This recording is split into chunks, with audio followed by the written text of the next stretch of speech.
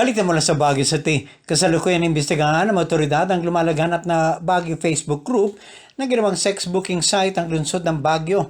Batay sa pagsisiyasat ng PNP Regional Anti-Cybercrime Unit o RACU, karamihan sa mga miyembro ng Facebook group ay nagmula sa Mindanao. Dahil dito, nakikipag-ugnayan ang RACU sa mga kinaukulang opisina sa Mindanao para sa pagpapatupad ng karagdagang investigasyon.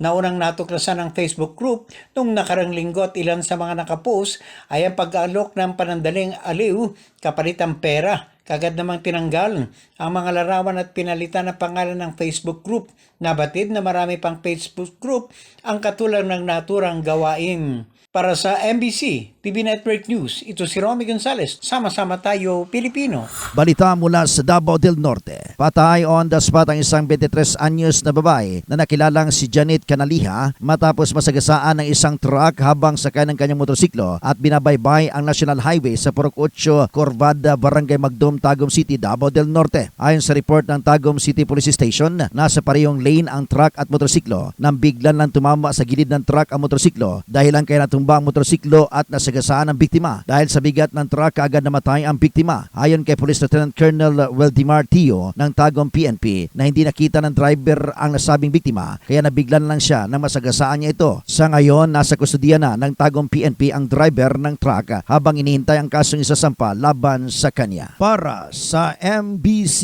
TV Network News, ito si June Soter. Sama-sama tayo, Pilipino! Higit isang buwan ding nagtago sa batas ang top most wanted person ng Posorobio Police na kinilalang si Salvador Crimit, top 1 most wanted person in municipal level, 56 years old.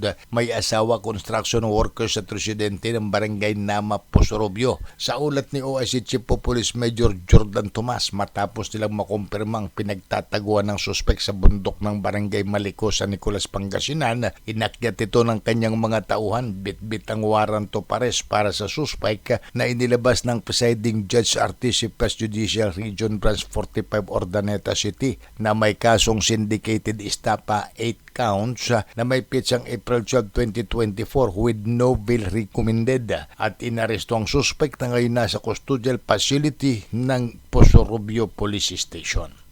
Para sa MBC TV Network News, ito si Freddy Pardo. Sama-sama tayo, Pilipino.